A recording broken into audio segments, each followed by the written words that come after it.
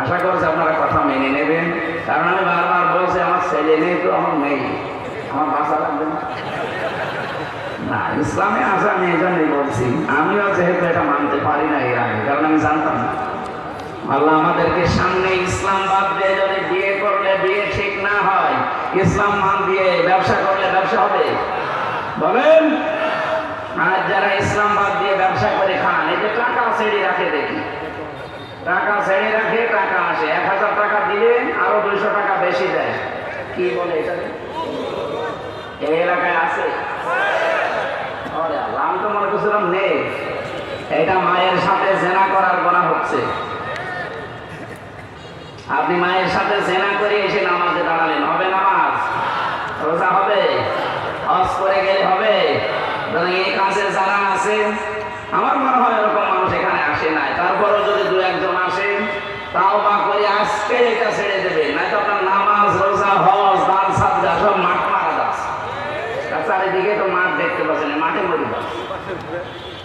আশা করছি এটা ছেড়ে দেবেন। কারা কারা হাত তোলেন তো? এত মানুষের সুদ খায়, এই কয়জন খায় সেই কয়জন তোলেন, সব হাত তোলেন। ঠিক আছে, আলহামদুলিল্লাহ। এর আগে একটা ওটা পাল্টা মানুষ মনে হচ্ছে আছে, 2-1টা না, প্রায় তো। এই যে যারা জমি জায়গা চাষ করে খায়, এই 1 বিঘা জমি আমি স্যারকে দিলাম, উনি আমার 1 লাখ টাকা দিল। যতদিন জমি করে খাবে টাকা আমার ফেরত দেওয়া লাগবে না, যখন 2 বছর 5 বছর পরে জমি ফেরত দেবে, টাকা ফেরত নেবে। এটা কি বলে? না, এটাও সুদ, এটাও মায়ের সাথে ব্যভিচার করার গুনাহ হচ্ছে। এটা কারা কারা একেবারে সত্যি করে হাত তোলেন তো? কারা কারা করেন? আপনারা কি ইসলাম মনে হয় এলাকায় সেরকম জানা নেই নাকি? না জেনে করলে আল্লাহ মাফ করে দেবে, কিন্তু জেনে শুনে কেউ যদি করে, আপনার খবর আছে, আপনার সব কিছু বরবাদ হয়ে যাচ্ছে। এরপরেও যদি কেউ না ছাড়েন, হ্যাঁ 2টা পদ্ধতি বলছি, যদি আপনি জায়েজ করে নিতে চান, এটা হালাল করতে চান, 2টা কাজ করবেন। 1 নম্বরে যতদিন এই জমি আপনি করে খাবেন, ততদিন সরকারের খাজনা আপনি দেবেন। 2 নম্বরে যখন স্যার আমার কাছে টাকা ফেরত নেবে 2 বছর 5 বছর পরে, তখন 1 লাখ টাকা দিলে কমপক্ষে 8 থেকে 10,000 টাকা কম হবে। আমি জানি এটা আপনারা মানবেন না, কারণ এতে করে লস হয় না আমাদের দৃষ্টিতে। আরে ভাই, লাভ আর লসের আসল মালিক কে বলেন তো? আরো জোরে বলেন। এটা আমরা 100% বিশ্বাস করি তো। তা আপনার অসুবিধা কি? লাভ হোক লস হোক আপনার তো না, রিস্কের মালিক যেহেতু আল্লাহ, ওনার চিন্তা ওনারই করতে দেন। আপনার চিন্তা হচ্ছে আপনার ঈমান আর আমল ঠিক আছে কিনা। 1 লাখ গরু নিয়ে গেছে বাজারে, বিক্রি হয়নি, রাতের বেলা ফেরত আসতেছে, ডাকাতে ধরেছে, গরু না বিক্রি করে চলে আসবে। বাবাজি দাম পাইনি তো, এই কারণে আগামী হাটে নিয়ে বিক্রি করবো, তখন তো দাম পাওয়ার দরকার কি? টাকা পাইব আমরা, তো যা হয়েছে তাই বিক্রি করে দিবি, টাকা তো আমরা নেবো, তোর অসুবিধা কি? আপনার লাভ লসের হিসাব করছে, আসল মালিককে টাকা পয়সার। এই বিশ্বাসটা যার ভেতরে যত দৃঢ় হবে, দুনিয়ার প্রতি আকর্ষণ তার তত কমতে থাকবে। বহু মানুষের সাথে দুনিয়ায় মিশে দেখেছি, এইটা আমাদের আজ অধিকাংশ মানুষের নেই। লাভ লসের মালিক আমরা নিজেদেরকে মনে করি না। সম্মানিত ভাইরা, এই জন্য ইসলাম বাদ দিয়ে আমরা যা করবো, ইসলাম বাদ দিয়ে বিয়ে জায়েজ নেই, ইসলাম বাদ দিয়ে ব্যবসা বাণিজ্য জায়েজ নেই, ইসলাম বাদ দিয়ে রাজনীতি জায়েজ আছে।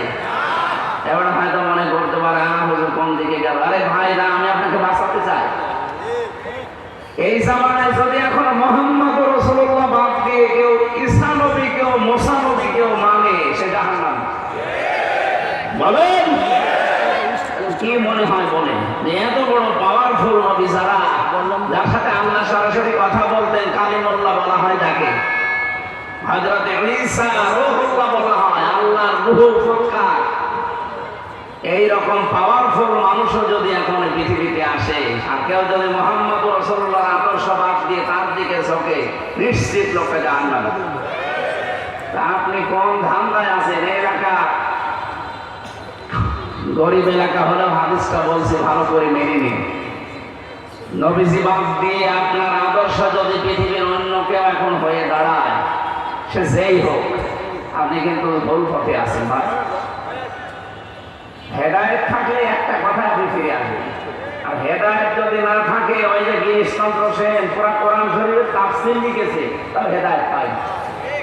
এই জন্য একটা কথাই আপনার পরিবর্তন আসতে পারে যদি আপনার মন থাকে এই দিকে। আল্লাহ যেন আপনার মন তৈরি করে দেন, বলেন আমিন। এখানে ইসলাম আমাদের দরকার। ইসলাম বাদ দিয়ে যেন দুনিয়ায় কিচ্ছু না হয়। ইসলাম বাদ দিয়ে লেখাপড়া করা জায়েজ আছে না। এই জন্য নবীকে আল্লাহ সর্বপ্রথম বলেছিলেন, ইকরা বিইসমি রাব্বিকাল্লাযী খালাক। পড়া লাগবে রবের নামে, রবের পরিচিতি আগে পড়ে। আর রবের পরিচিতি কোথায় আছে? ইসলামে। কোথায় আছে বলেন? কুড়িগ্রামবাসী বিশাল পাথর আল্লাহ শুধু নামিয়ে দেয়নি, আমাদেরকে যে কথা বলার মতো যোগ্যতাও দিয়েছেন। খালাকাল ইনসানা আল্লামাহুল বায়ান। আল্লাহ পাক বলেন, আমি মানুষ বানিয়েছি, আপনাকে কথা বলার শক্তি আমি দিয়েছি। আমার মতোই দেখতে শুনতে সব আছে, কণ্ঠ আছে, কিন্তু কথা বলতে পারে না। কারণ কণ্ঠ থাকলেই হবে না, এখানে 27টা স্তর আছে।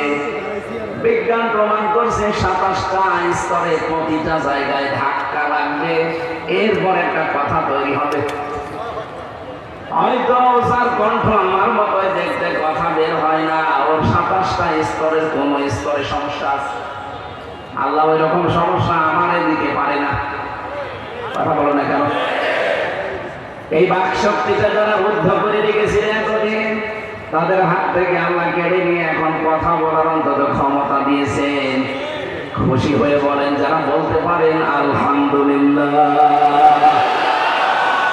দরুদ আর সালাম পাঠের মাধ্যমে আজকের তেলাওয়াত কি আয়াত আরম্ভ করছি, সূরা নাহাল 90 নম্বর আয়াত। আমার আলোচনার বিষয়, যদিও শুনলে আপনার হয়তো অন্যদিকে মন যেতে পারে, আলোচনার বিষয় ন্যায় বিচার। কি এটা বৈষম্য বিরোধী ছাত্র আন্দোলনের যে 9 দফা ছিল, তার 6টা দফায় আজকের আয়াতের ভেতরে আছে। আর প্রথম দফায় ছিল উই ওয়ান্ট জাস্টিস, আমরা নিজেরাই বিচার করব। আল্লাহ বলেন ন্যায় বিচার কায়েম করো, এটা আমার লাগবে পৃথিবীতে। গত পরশু দিন দেখেছে 4 জন গলা কেটে সবাই করেছে। এখন শুনছি যে ছাত্রলীগের মানুষজন গিয়ে এদেরকে ভাড়া করে এই কাজ করানো হচ্ছে। তদন্ত চলছে, যদি প্রমাণ হয়, এখনো সঠিক না, যদি প্রমাণ হয় আপনারা তো নিষিদ্ধ। এত সাহস পান থেকে আপনার যে আপা, আপনার যে মা, আপনার যে কন্যা পালিয়ে গেছে, তার কোষখানিতে পা দিয়ে মানুষ সবাই করা আরম্ভ করেছে। এটা কিন্তু বিশ্ব মিডিয়ায় হয়ে যাচ্ছে। যাই আছে এটাও থাকবে না, শেষে একেবারে আপনাকে দেখলে কুকুরের মতো মানুষ পিটাবে। বুঝতে পারছেন না? কারো উস্কানিতে যেন পা দিয়ে না। দেখেন না গোপালগঞ্জের মানুষের কি হয়েছিল উস্কানিতে পা দিয়ে? পেছনে বানরের মতো লাল হয়ে গেছে। এত পিটানো পিটিয়েছে প্রশাসন। ওই সময় সন্তান গোপালগঞ্জ থেকে কেউ ঢাকায় যদি আসে, বাসে বসে আসলে 300 টাকা, আর দাঁড়িয়ে আসলে 1000 টাকা। কি দিয়েছে বলেন তো? থেরাপি ওই রকম আবার দেওয়া হবে। এই 4 জন হত্যাকাণ্ডের সাথে যারা জড়িত, এই সাতপন্থী বলেন, জবাইরপন্থী বলেন, কোন পন্থী না, এর ভেতরে অবশ্যই কোনো ষড়যন্ত্র হচ্ছে। এইটা করে এই যে যারা আমাদের দাদা বাবুরা আছে, এদের একটা চিন্তা ভাবনা আছে। গোমুখ খাওয়া লক্ষ্য, এরা গরুর মাংস খায় না, খায় গরুর গোবর আর মুখ। মাথায় কি থাকবে? বাস্তবতা তো টের পাচ্ছে না। গত পরশুদিন মোদী কি বলেছে দেখেছেন? ওনার কথাবার্তা এখন বিশ্ব মিডিয়ায় যাওয়ার পর বিশ্বের মোড়ল এখন যিনি ডোনাল্ড ট্রাম্প ঘোষণা দিয়েছে, আমি 20 তারিখের জানুয়ারিতে শপথ নেব, এরপরে ভারতের 16 লাখ মানুষ এই আমেরিকায় আছে, সব পাঠিয়ে দেব। পাগল হয়ে যাবে দাদা। কয়েকটাকে লাগিয়ে দিয়েছে আমাদের দেশের বিরুদ্ধে ষড়যন্ত্র করতে। সাংবাদিক নামে একটা কলঙ্ক, একটা হকার, মলম বিক্রেতা।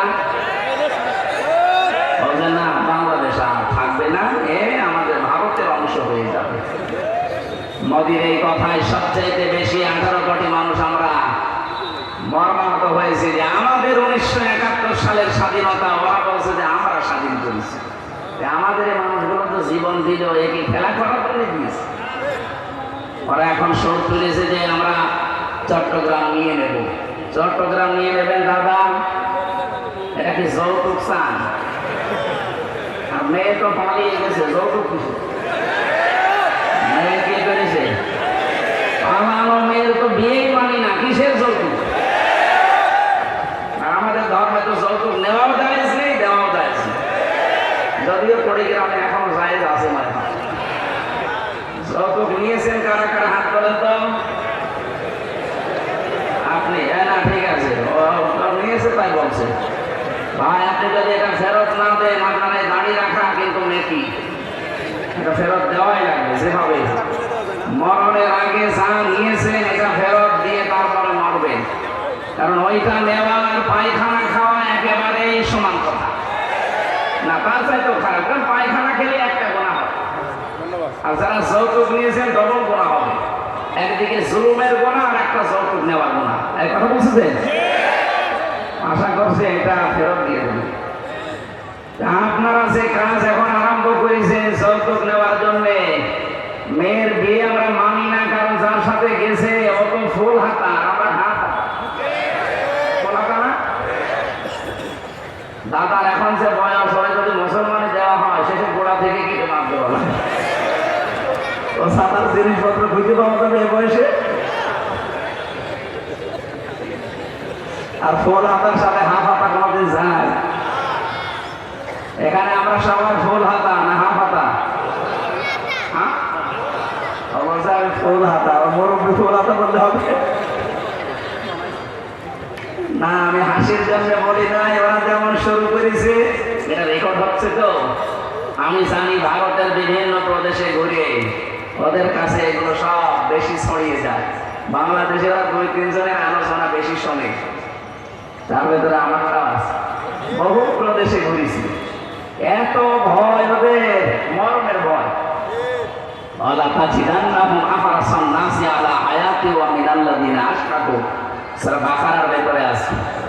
আল্লাহ পাক বলেন, হে নবী আপনি দেখতে পাবেন সবচেয়ে বেশি ভয় মরণকে করে মুশরিকরা। ওরা দুনিয়ার প্রতি, জীবনের প্রতি খুব মায়া ওদের। এই জন্য যে যেখান থেকে পারছে এখন ওদের মরণের ভয় দেখাচ্ছে। ওরা এখন দেখেন পাগল হয়ে কাউকে দাদা বলা না, বাপ বলে ডাকছে। দেখেন 16 লাখ মানুষ যদি আসুক আমেরিকা থেকে টের পাবে। আমরা এখন ব্যবসা বন্ধ করে দিয়েছি, ওদের এখন এই যে বিভিন্ন বর্ডারে আলু, পেঁয়াজ, ঝাল এগুলো সব বসতে আরম্ভ করেছে। কথা বলে না কেন? বলেছিল চিকিৎসা দেব না। চিকিৎসা ও দেশে না দিলে কি সমস্যা কি? আমরা দরকার বাইরে দেশে যাবো। আমরা ডক্টর মোহাম্মদ ইউনূসকে আহ্বান জানাবো, এই দেশে দরকার প্রত্যেক বিভাগ থেকে 2 টাকা 5 টাকা করে তোলেন প্রত্যেকের কাছে, কালেকশন করে 8টা বিভাগে 8টা আন্তর্জাতিক মানের হাসপাতাল বানিয়ে দেন। শয়তানদের কাছে যাওয়ারই দরকার। ওদের সাথে কারো মিল নেই, পাকিস্তানের মিল নেই, মায়ানমারের মিল নেই, চীনের মিল নেই, নেপালের মিল নেই, ভুটানের মিল নেই, আফগানিস্তানের সাথে একটা বর্ডার চিকন মতো আছে, ওইটারও মিল নেই। খালি আমাদের সাথে মিল ছিল কন্যার কারণে, কন্যারই মিল নেই। কন্যা গেছে গেছে, বিয়ে কিন্তু আমরা মানি না, কারণ অন্য জাতির সাথে আমাদের বিয়ে জায়েজ নেই যতক্ষণ সেই জাতি ঈমান না আনবে। এটাকে আমি বানালাম। সূরা বাকারা 221 নম্বর আয়াতের মাঝের অংশে আছে, ওয়ালা তুনকিহুল মুশরিকিনা হাত্তা ইউমিনু। যতক্ষণ কোন মুশরিক ঈমান না আনবে তার সাথে বিয়ে বলেন। আমাদের যেটা গেছে এটা জায়েজ আছে, কারণ এর তো মুসলমান বলা যায় না, এ যত মিথ্যা কথা বলে। পৃথিবীতে মনে হয় তালিকায় 1 নাম্বার থাকবে মিথ্যা বলা। বিশেষ করে 8-9 দিন যে মিথ্যা কথা বলছে, আচ্ছা না আমি নির্বাচিত ছিলাম, আমাকে উৎখাত করা হয়েছে, একটা হাসি মানুষ যখন মিথ্যা কথা বলেন কি করে? আপনি নির্বাচিত ছিলেন, একটা ঘোড়াকে জিজ্ঞাসা করেন ঘোড়া হারবে, কি বলেন?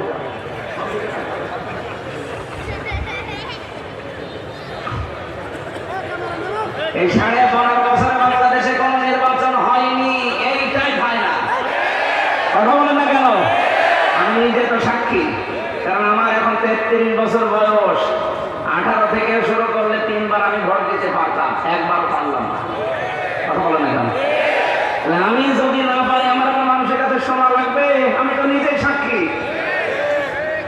আপনি ভোটে হওয়ার আগে 174 ঘোষণা দিয়ে দিন, দিনের ভোট রাতে করে ফেলেন। দিনের ভোট রাতে হয়নি। আমার সাথে জেলে এক ওসি ছিল, হাসির ওই কন্ডেন্স ছেলে একদিন আমার সাথে এসে বছর বছর আমি একটা তাওবা করেছিলাম, দেখেন তো আমার তাওবা হয়েছে কিনা। হ্যাঁ বলে, এই যে নির্বাচনে আমি বাইরে ছিলাম, আমার যে দলবল আছে এদেরকে নিয়ে রাত 12টার পর থেকে আমি ভোট কাটা আরম্ভ করলাম, ফজরের আজান পর্যন্ত এই কাজ করলাম। বাক্সগুলো ভর্তি করে জায়গা মতো পাঠিয়ে দিলাম। ফজরের আজান দিয়ে আমি গোসল করলাম, 2 রাকাত নফল নামাজ পড়লাম। নামাজ শেষ করে বললাম আস্তাগফিরুল্লাহ। আমার তাওবা হয়েছে না, আমার ইয়া কি হয়েছে? কারণ তাওবা আপনি কার কাছে করছেন? আল্লাহর কাছে কি আপনি দোষ করেছেন? আপনি দোষ করেছেন হামজার কাছে। কথা বলো না কেন? একটা এমপি বানাতে 3.5 লাখ 4 লাখ হামজা লাগে, আর হামজার বউ লাগবে। তাই আপনি সব একা একা দিয়ে দিলেন, হামজার বউ কি এরা কোথায় দেবে? না, আপনি এই 3.5 লাখ 4 লাখ হামজার কাছে যে মাফ চাবেন জেল থেকে বের হয়ে, এরা যদি মন থেকে মাফ করে দেয় তাহলে আপনি মাফ পাবেন। ওরা যদি বলে না মাফ পাইতে পারেন, আমরা 2টা করে থাপ্পড় দেবো, তাই খাবেন। কি কথা বলছেন? কারণ অপরাধ আপনি যার কাছে করেছেন স্বীকার করবেন তার কাছে। বাংলাদেশের নিয়মটা পাল্টিয়ে গেছে, অপরাধ করে বাংলাদেশের মানুষের কাছে আর কাবা শরীফ ধরে কান্নাকাটি করে, জমি জায়গা টাকা পয়সা আত্মসাৎ করে এই বাংলাদেশে, আর কাবার গিলাপ ধরে কাঁদতেছে। তুই কি কাবা শরীফের মালিকের কাছে অপরাধ করেছিস? তো ওখানে যে কাজ কোনটা? মানে তাওবার যে 3টা নিয়ম, প্রথম নিয়মই এইটা, অপরাধ যার কাছে স্বীকার করবেন। কথা বুঝতেছেন? 2 নম্বরে অনুশোচনা করবেন, অনুতপ্ত হবে। 3 নম্বরে জীবনে আমি আর এই কাজ করবো না, এই সিদ্ধান্তের উপরে অটল থাকবে, তাহলে আপনার তাওবা কবুল হবে। আমরা যেটা বলতে চাই, আমরা বহু অন্যায় অবিচার করেছি যারা এই 15.5 বছরে। আপনি নিজের কাছে প্রমাণ আপনি কি করেছেন। এখন যদি শুধু আস্তাগফিরুল্লাহ পড়েন ওই ওসির মতো, জীবনও আপনার তাওবা হবে না। আপনার তাওবা কবুল করাতে হলে যার কাছে অপরাধ করেছেন এই তার কাছে যান। যে আগে বলেন যে ভাই আপনার আমার কারণে এই 15 বছর আপনি ব্যবসা করতে পারেননি, আমার কারণে আপনি চাকরিতে উন্নতি করতে পারেননি, আমার কারণে আপনাকে আমি ধরিয়ে দিয়েছিলাম গোপনে, নিজেই মিথ্যা সাক্ষী জোগাড় করে আপনাকে আমি জেল খাটিয়েছি, আমার কারণে খুন হয়েছে, গুম হয়েছে, আয়না ঘর তৈরি হয়েছে। সুতরাং যার যা ক্ষতি হয়েছে আমি ক্ষতিপূরণ দিয়ে দেবো, আমারে মাফ করে দিন। জনগণ যদি বলে ঠিক আছে, তারপরে মাফ করবে। আমার কথা কি বোঝা গেছে নাকি ব্যাখ্যা করা লাগবে? এরপরও যদি কেউ না বোঝা ভান করে থাকে, আমার মনে হয় আপনার বিবেক এখন মরে গেছে। ও বুখারী শরীফ কোরআন শরীফে আর হবে না, বাকারী শরীফ লাগবে।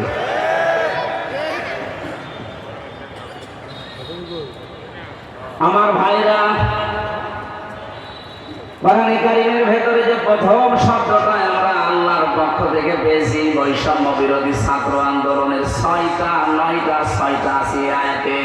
তারা চেয়েছিল আমরা ন্যায় বিচার চাই, আল্লাহ প্রথমে এটা দিয়েছেন। 2 নম্বরে তারা ছিল মানবতা। কি মানবতা চাইনি? তারা মানব অধিকার ফিরে পেতে চেয়েছিল। 2 নম্বরে আমরা ওইটা দিয়েছিলাম ইহসান। 3 নম্বরে তারা চেয়েছিল বৈষম্য সব দূর হয়ে যাবে, কোনো বৈষম্য যেন না থাকে। আল্লাহ 3 নাম্বার পয়েন্টে ওই শব্দটাই দিয়েছেন। আমরা যেহেতু সংস্কার চাই, সব জায়গায় সংস্কার আরম্ভ হয়ে গেছে অলরেডি। বিশেষ করে এখন বাংলাদেশের সংবিধান ও সংস্কার আরম্ভ হয়েছে, চেষ্টা যখন চলছে হয়ে যাবে। আমরা চাই কোরআনে কারীমের সূরা ফুরকান নামে একটা সূরা 77টা আয়াত দিয়ে সাজানো আছে। কয়টা? এই 77টা আয়াতের 73টা আয়াত হচ্ছে সংবিধানের ধারা, কারণ ফুরকান মানে সংবিধান। আমাদের 96% মুসলমানের দেশে যদি এই 73টা ধারা দিয়ে সংবিধানটা তৈরি করা হয়, আল্লাহর কসম, আল্লাহ গ্যারান্টি দিয়েছেন এই পৃথিবী মিনি জান্নাত হয়ে যাবে। আমরা ওইটা দেখতে চাই না? বলেন না কেন? আল্লাহ যেন আমাদের চর্ম চোখে ওটা দেখে মরার তৌফিক দেন। বলেন আমিন। এটা খুব দরকার আমাদের দেখা, কারণ 53 বছর তো বিভিন্ন জিনিস দেখলাম। কোরআন দিয়ে 56,000 বর্গ মাইল চললে কেমন দেখা যায় এটা এখন আমরা দেখিনি। দেখেছেন? চাঁদাবাজি না থাকলে কেমন হয় দেশটা, দেখেছেন? এখনো কিন্তু চাঁদাবাজি থেমে নেই, চলছে। গতকালকেও সকালবেলা চাঁদাবাজি করতে গিয়ে ধরা খেয়েছে নারায়ণগঞ্জের বন্দরে। এত সাহস এরা পাচ্ছে কোথায়?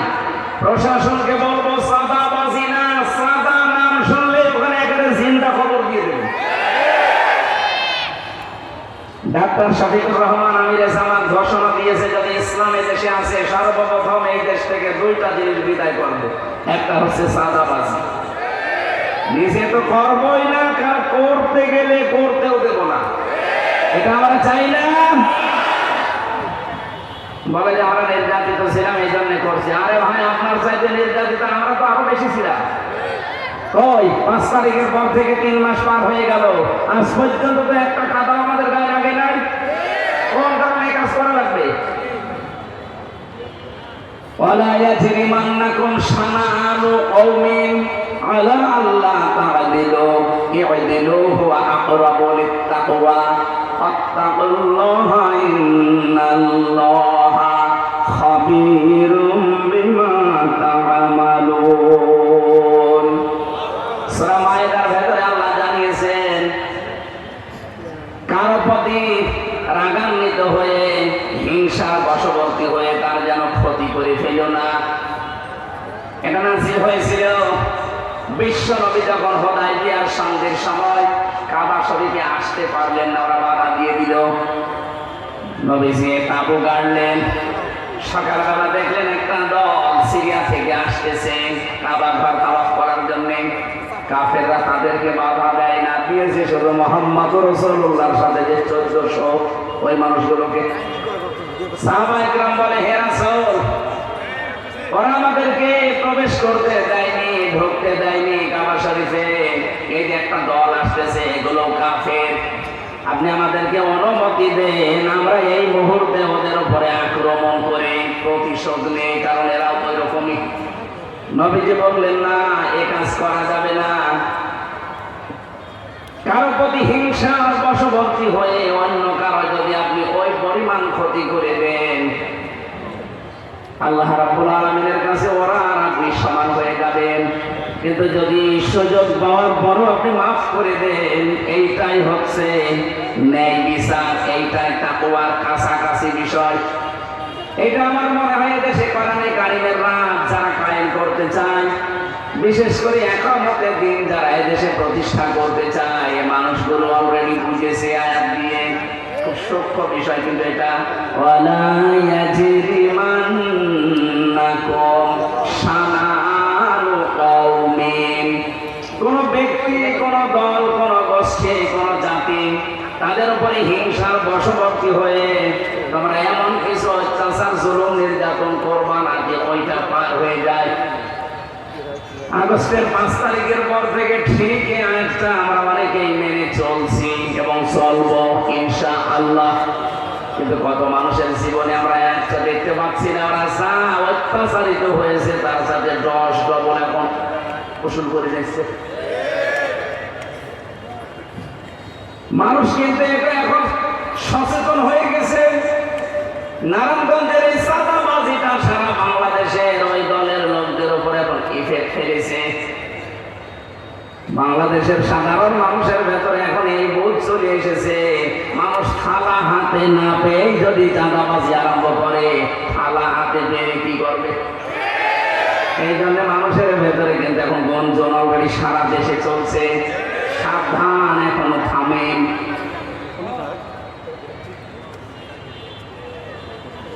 দুই 2024 সালের আগস্টের 5 তারিখের আগ পর্যন্ত একটা জরিপ পেয়েছিলাম আল জাজিরার। এদেশের 100 জনের মাত্র 15 জন মানুষ চাইতো এদেশে কোরআন কায়েম হোক। 3 মাস 10 দিনের ব্যবধানে এদেশের এখন 100 জনের 58 জন মানুষ চাইছে এদেশে কোরআনের রাজ কায়েম হোক। কারণ মানুষ বুঝে ফেলেছে যে কোরআন ছাড়া ন্যায় বিচার এদেশে সম্ভব না।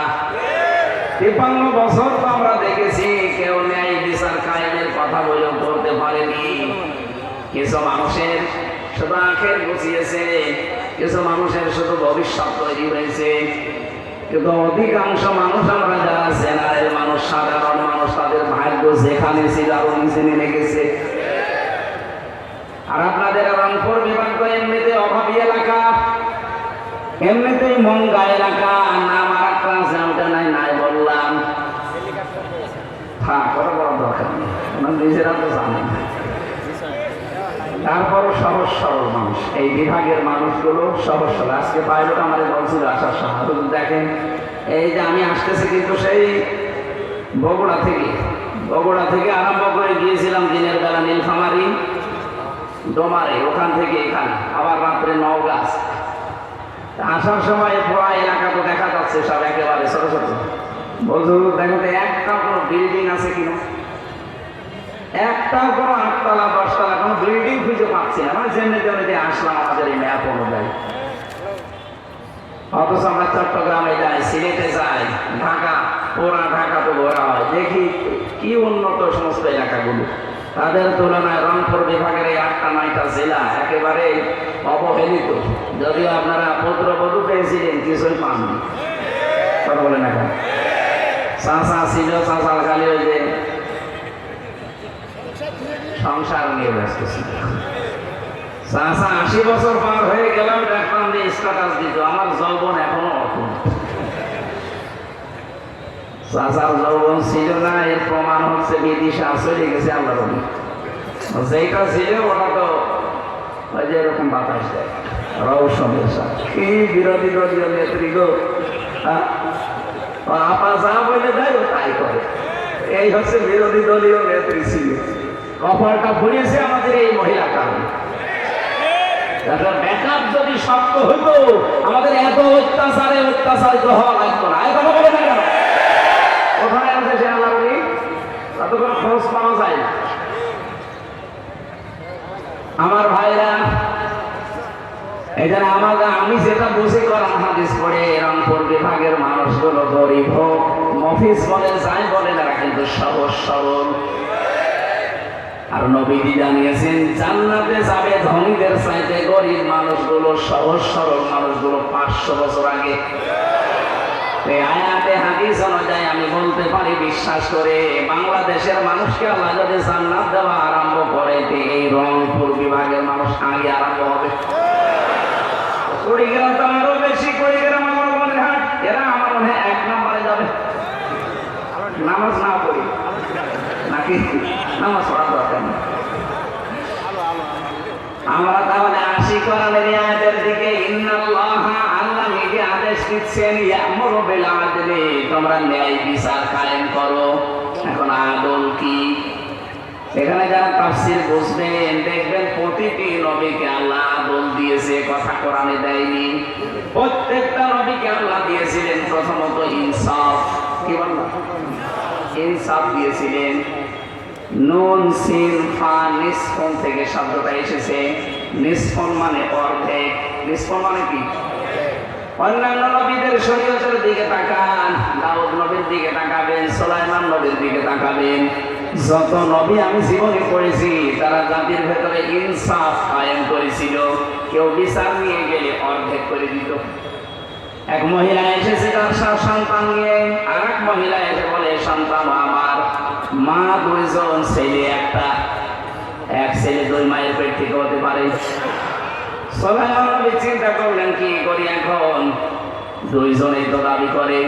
তখন তো হয় এই মেশিন আবিষ্কার হয়নি যে ডিএনএ টেস্ট করে বলা যায় যে অমুকের ছেলে, তখন ছিল না। সুলাইমান নবী বললেন একটা তরবারি নিয়ে আসো। ছেলেটাকে সামনে রাখলেন, বললেন আমি 2 ভাগ করে সমান করে কেটে 2 জনকে দিয়ে দেই। যেটা নকল মা ওইটা বলছে ঠিক আছে তাই করেন, আর আপন যেটা ওটা বলছে না আমার সন্তান লাগবে না, আমি দিয়ে দিলাম, অন্তত বেশি থাক। সুলাইমান নবী টের পেয়েছেন যে আপন মা কোনটা। ডাক দিয়ে বলে ঠিক আছে আপনার ছেলে আপনি নিয়ে যান, আর এটা ভণ্ড, এর শাস্তি হবে। তাহলে অন্যান্য নবীদের জীবনী থেকে পেয়েছি তারা ইনসাফ কায়েম করত, সমান সমান। আর আমাদের নবীকে আল্লাহ ইনসাফ দিয়ে দিয়েছিলেন তো দিয়েছিলেন, আলাদা আরেকটা বিষয় তাকে দিয়েছেন, বিল আদলি, ন্যায় বিচার, আদল। কি দিয়েছেন? আদল কি? মামান আলাদা লোকাদান সারহান। আমি পড়া কোরআন শরীফের ভেতরে আদল পেয়েছি 3 প্রকার। 1 নম্বরে আদল হবে আল্লাহর সাথে, 2 নম্বরে আদল হবে রাসূলের সাথে, 3 নম্বরে আদল হবে সৃষ্টি জগতের সাথে। এটা তাফসীর মাহফিল, যেহেতু সময় কম এজন্য আমি সামারাইজ করে ফেলছি। আল্লাহর সাথে কেউ যদি আদল করতে চায়, আল্লাহর এই কালামে 500 আল্লাহর বিধান আছে। কয়শো? 500টা মেনে তাকে দেখানো লাগবে, তাহলে তার সাথে আদল হবে। 2 নম্বরে কেউ যদি রাসূলের সাথে আদল করতে চায়, বাস্তব জীবনে তাকে 3টা বিষয় মাস্ট বি মানায় লাগবে। নয়তো আপনি কবরে যে 3 নাম্বার যে প্রশ্নটা হবে, মান হাজার রাজুল, এই লোকটা কে ছিল, আপনি বলতে পারবেন না।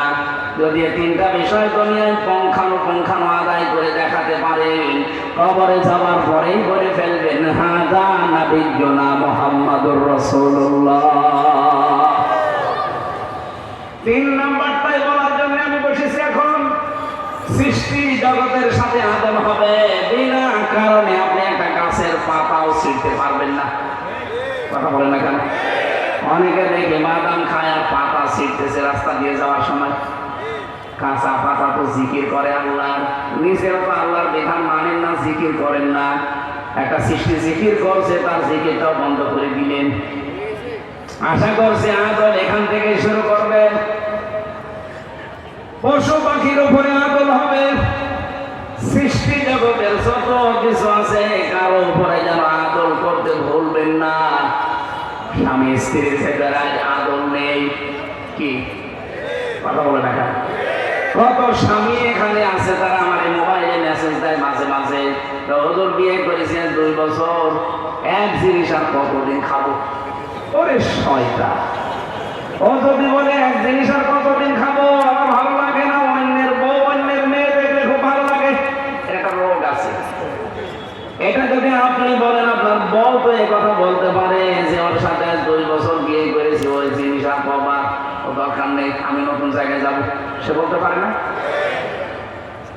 এই রোগটা হওয়ার জন্য কিছু কারণ আছে, বিশেষ করে ইন্টারনেট, এই পিন আপ করা পত্রিকা, আকাশ সংস্কৃতির নামে যেগুলো আসে আমাদের সামনে, এখান থেকে মুক্ত হতে হলে নিজেকে যদি বাঁচিয়ে আপনি ন্যায় বিচার কায়েম করতে চান স্ত্রীর সাথে, স্ত্রী স্বামীর সাথে, যে যে জায়গায় আছি আমরা আমাদের পরিবার থেকে 2টা কাজ আজকে থেকে আরম্ভ করব। এটা সূরা নূর 18 নম্বর পারা 12 নম্বর পৃষ্ঠা 7 নম্বর লাইনের 30 নম্বর আয়াতে আছে, উল্লিল মুমিনিনা ইয়াগুদ্দু মিন আবসারিহিম ওয়া ইয়াহফাযু ফুরুজাহুম যালিকা আযকা লাহুম ইন্নাল্লাহা খাবীরুম বিমা ইয়াসনাউন। বলেন আল্লাহু আকবার। এটা তাফসীরে খাজানার ভেতরে পেয়েছি আমি। আল্লাহ পাক বলেন 15 দিন মানবেন, শুধু 15 দিন। 15 দিন নারী এবং পুরুষ যে যে জায়গায় আছেন 15টা দিন যদি মেনে চলতে পারেন, নিজের স্ত্রীর প্রতি আপনার আকর্ষণ বাড়বে, মহব্বত বাড়বে, অন্যের স্ত্রী দেখলে আপনার মনের ভেতরে ঘৃণা জন্মাবে। আর নিজেরটা ভালো লাগে না, অন্যেরটার প্রতি যাদের আকর্ষণ তাদের বলছেন 1 নম্বরে আপনি কোনো মেয়ে লোক দেখলেই সঙ্গে সঙ্গে চোখ নিচের দিকে করবেন। হ্যাঁ, 14 জন মহিলা দেখা যায় আছে। কয়জন বলেন? নিজের মা, এটা আপন মা হওয়া লাগবে। 2 নম্বরে নিজের মেয়ে, আপন মেয়ে হওয়া লাগবে। 3 নম্বরে নিজের খালা, আপন খালা, ওই পাতানো খালা না।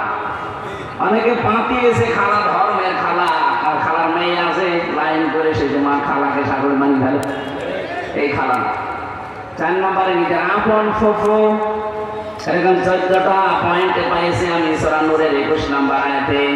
এদের সাথে আপনি দেখা করতে পারবেন, কথাও বলতে পারবেন, কিন্তু তাদের মুখমণ্ডল, হাতের কবজি আর পায়ের পাতা বাদ দিয়ে তাদেরও শরীর ঢেকে রাখা লাগবে। কথা বুঝতেছে? মেয়েরা যারা এসেছেন, সম্মানিত মা বোনেরা, নামাজ কালাম যারা পড়েন, তাদেরকে বলছি এই শাড়ি পরার সংস্কৃতি বাদ দিয়ে দেবেন। কেন শাড়ি পরে নামাজ পড়তে গেলে যদি কাপড় পরে যায় মাথা থেকে আপনার নামাজ বাতিল। সেলাওয়ার কামিজ বানানোর অভ্যাস করেন, কথা বুঝতেছেন? আর ওড়নাটা বড় ব্যবহার করবেন। অন্তত হঠাৎ করে কারো সামনে পড়ে গেলে পর্দার মতো ফরজ বিধান যেন লঙ্ঘন না হয়। এটা কিন্তু একটা মারাত্মক বিষয়। পর্দা অনেকে নফল মনে করে, এটা নামাজের মতো ফরজ। বলেন আছে পরিবারে আমাদের পর্দা আছে, শুধু টেলিভিশনের উপরে পর্দা দেওয়া আছে, জানালায় পর্দা লাগানো আছে, দরজায় পর্দা লাগানো আছে। যেখানে পর্দা থাকার দরকার ওই জায়গাগুলোতে পর্দা নেই। আজকে থেকে আমি সহ যারা এসেছি এই 14 জন মহিলা বাদ দিয়ে যদি দুনিয়ার কোন মহিলা সামনে পড়ে সঙ্গে সঙ্গে আল্লাহর এই ঔষধ খাওয়া লাগবে।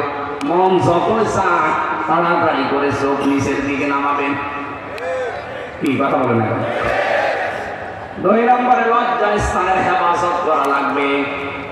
নিজের সাইজ স্ত্রী বাদ দিয়ে পৃথিবীর কোন মহিলাকে কামনা করাই জায়েজ নেই। ইল্লা আলা আজওয়াজিহিম আও মা মালাকাত আইমানুহুম ফাইন্নাহুম গায়রু মালুমিন। বহু জায়গায় আল্লাহ দিয়েছেন এটা, যে নিজের স্ত্রী বাদ দিয়ে অন্য কোনো মহিলাকে কামনা করা জায়েজ না। করাই শেষ আশ্রয় আছে, করাই জায়েজ নেই। অথচ অনেক মানুষ দেশে দেখি তারা লাইন লাগিয়েছে ভাবির সাথে, প্রতিবেশীর স্ত্রীর সাথে। একবার বসে না, বিবাহিত মেয়েদের সাথে যারা লাইন করেছেন আপনি নিশ্চিত ভেবে নিন যে আপনি জাহান্নামের পথে আছেন। আর একটা অবিবাহিত মেয়ের সাথে এরকম মানুষের সাথে যদি লাইন থাকে, তারপর তো বিয়ে করে আপনি সংসার সামনে করতে পারবেন। এমন মানুষের সাথে আপনি লাইন করেছেন যার স্বামী আছে, ওর স্বামী যদি যতদিন বাদ না দেবে আপনি জীবনও বিয়ে করতে পারবেন না। এখানে বিবাহিত মেয়েদের সাথে যাদের কথাবার্তা হয়, লাইন আছে, পরকিয়া করেন, এই মুহূর্তে তাদের নাম্বার ডিলিট করে দিন। এখন যদি আপনি মোবাইলে লজ্জা পান, বাড়ি যাওয়ার আগে এটা ডিলিট করে দেবেন। যাদের ভাবির সাথে, প্রতিবেশীর স্ত্রীর সাথে অথবা বিবাহিত কোনো মেয়ে লোকের সাথে লাইন আছে, কারা কারা আল্লাহর ওয়াদা মানবেন? হাত করেন তো। কার সাথে লাইন আপনার? এদিকে আসেন, আসেন। লাইন করে আপনার নিজের জিনিস নেই। আমি কোন কারণে হাত তুলবো? আমার বাবার বয়সী মানুষ আর এখনো লাইন চালিয়ে যাচ্ছে, তাও বিবাহিত মহিলার সাথে। সম্মানিত মা বোনেরা, প্রতিবেশীর স্ত্রী আর ভাবি এই দুইটা সম্পর্কে সতর্ক থাকা, কারণ এরা হচ্ছে মরণের সমান। অথচ এদের সাথে ঘষাঘষি মাঝামাঝি বেশি আমাদের। আল্লাহ আমাদের হেফাজত করুন। লজ্জা স্থানের হেফাজত আর নিজের মুখে যদি আমরা আজকে থেকে আমল করতে পারি মাত্র 15 দিন, তাহলে আপনি একটা অনির্বচন সুখ পাবেন। কি বললাম? একটা অনির্বচন সুখ আপনাকে আল্লাহ আলাদা ভাবে দান করবে। যদি আপনার মন চাচ্ছে কিন্তু শক্ত হয়ে ফিরে এসেছে, আল্লাহ আমি সহ যারা এখানে আছি আমাদেরকে মেনে চলার যেন তৌফিক দেন। বলেন আমিন। শুনতে কথাটা ছোট মনে হচ্ছে, এইটা নিয়ে পরিবার সমাজে মহামারী আকার ধারণ করেছে। নিজের স্ত্রী বলে ভালো লাগে না, আকর্ষণ হয় না, শুধু অন্যটা দেখলেই ভালো লাগে। একটা রোগ, কারণ শয়তান আপনার নিজের স্ত্রী বাদ দিয়ে অন্যের দিকে যখনই আপনার খেয়াল যায় ওটাকে জাল হিসাবে ব্যবহার করে। শয়তানের জালে পড়া যাবে? বলেন। শয়তান তো গ্যারান্টি দিয়ে এসেছে, আল্লাহ তোমার এই বান্দা বান্দীদেরকে লামান তাবিআকা মিনহুম আজমাইন, আমাকে যারা অনুসরণ করবে তাদেরকে নিয়ে আমি জাহান্নামে যাব, এই গ্যারান্টি তোমাদের দিয়ে গেলাম। শয়তান তো তার এই কথা ঠিক রাখছে, কিন্তু আমরা আমাদের কথা যেটা কমিটমেন্ট দিয়েছিলাম আল্লাহর কাছে এটা কিন্তু ঠিক রাখতে পারলাম না। আল্লাহকে বলেছিলাম আপনি আমাদের রব, দুনিয়ায় এসে বিভিন্ন রবের দিকে আমরা ছুটি, আসল রবের খবর নেই।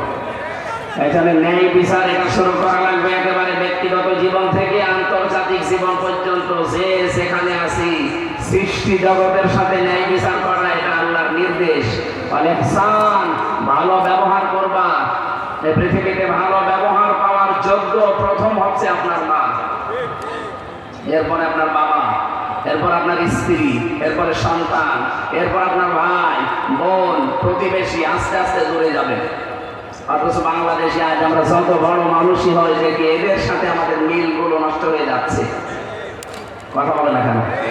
কত মানুষ নামাজ পড়ে, রোজা রাখে, তাহাজ্জুদ পড়ে, মেয়েদের ভেতরে এই গুণটা বেশি।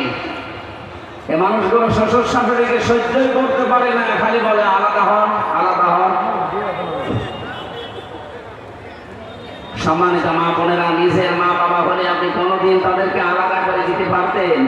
আপনার মনটা এরকম ছোট কেন? এরকম ন্যারো মাইন্ডের কেন? আপনি ব্রড মাইন্ডের হতে পারেন না? কয়দিন থাকবেন দুনিয়ায়? যাদের জন্য যা করে যাচ্ছেন এটা কি আপনার সাথে একটাও যাবে? আমি নিজের থেকেই বলছি, আমার নিজের ইমান থেকে, আমার 3 পুরুষের পরে আমি আর চিনি না।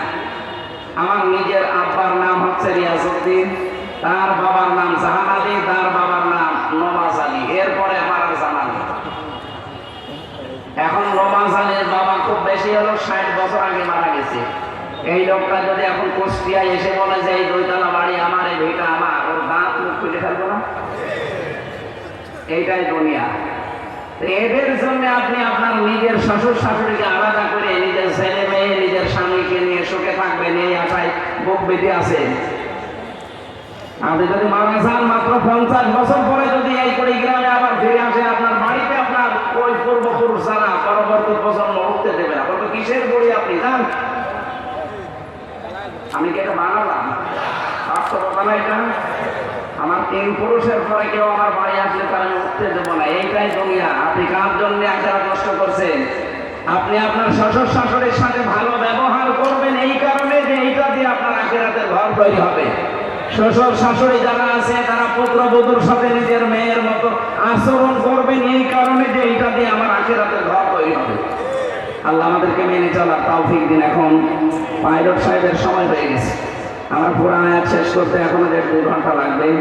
আগামীতে কোনো জায়গায় এলাকায় আসবো, রাতের বেলা আসবো ইনশাল্লাহ। আজকে যেহেতু হেলিকপ্টারে ঢাকা যাওয়া লাগবে, ও না হলে আমার ফের চলে যাবে, শেষে আমার মুসিবত হয়ে যাবে। আজকের মতো শেষ করছি ভাই, আল্লাহুম্মা আমিন। লা ইলাহা ইল্লা আনতা সুবহানাক ইন্নী কুনতু মিনাজ জালিমিন।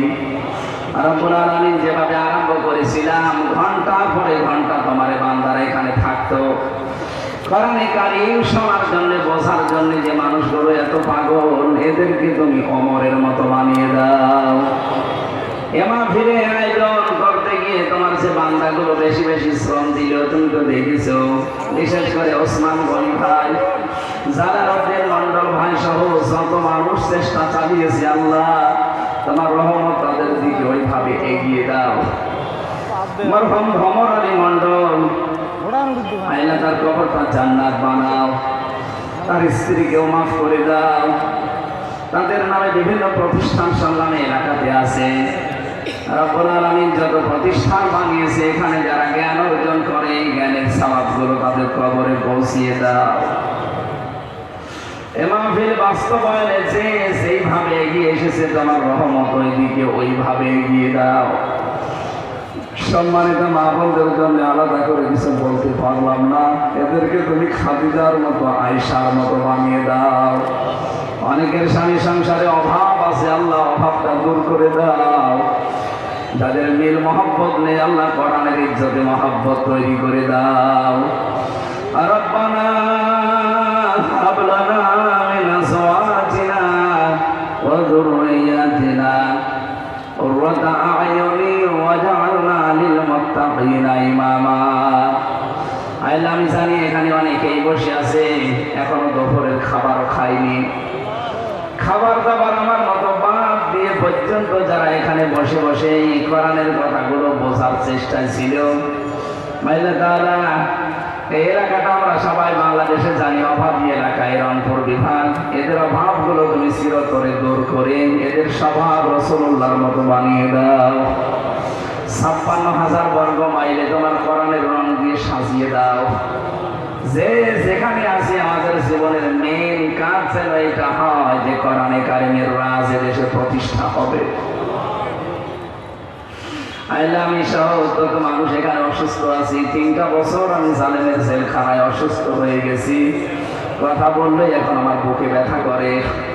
ডাক্তাররা বলেছে কথা বলা বন্ধ করেন, রাত 10টার পরে আর জেগে থাকবেন না।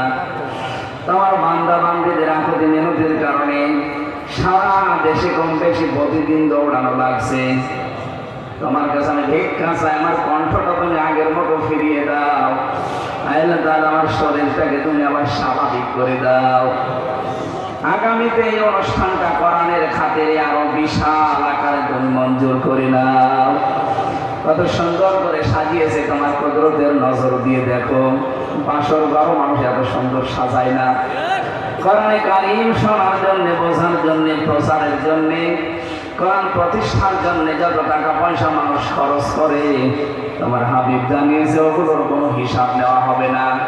আজকের এই মাহফিলে যত খরচ হয়েছে আল্লাহ কোরআনের প্রচারে তুমি কবুল করে নাও। আল্লাহুম্মা গফিরলি ওয়ারহামনি ওয়াহদিনি ওয়াফিনি ওয়ারযুকনি ইয়া রাব্বাল আলামিন। কখন কার কাছে আজরাইল চলে আসে আমরা কেউ জানি না। আল্লাহ আবার দোয়া করছি এই রংপুর বিভাগের জন্য, যত মানুষ মাটির নিচে আছে এলাকায় সবাইকে জান্নাত দিয়ে দাও রব্বুল আলামিন। মা বোনেরা যারা কষ্ট করে বিভিন্ন জায়গায় দাঁড়িয়ে বসে আছে, কোলে বাচ্চা পিঠে বাচ্চা যাদের, এদের বাচ্চাগুলো তুমি মানুষের মতো মানুষ বানাও। যে 6 জন কোরআনের হাফেজ হয়েছে আল্লাহ এদেরকে ওসমানের মতো হাফেজ বানিয়ে দাও। এই প্রতিষ্ঠানটা কিয়ামত পর্যন্ত জ্ঞানের জন্য এখানে তুমি জারি রাখো।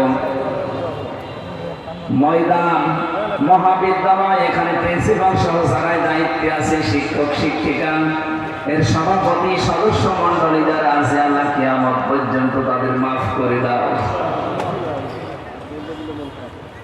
আল্লাহ তাআলা আবার বলছি এই দেশটা তুমি কোরআনের রঙে রঙিন করে দাও। আলহামদুলিল্লাহি রাব্বিল আলামিন। মরণ আসলে আমাদের জবানে তুমি বের করে দিও লা ইলাহা ইল্লাল্লাহু মুহাম্মাদুর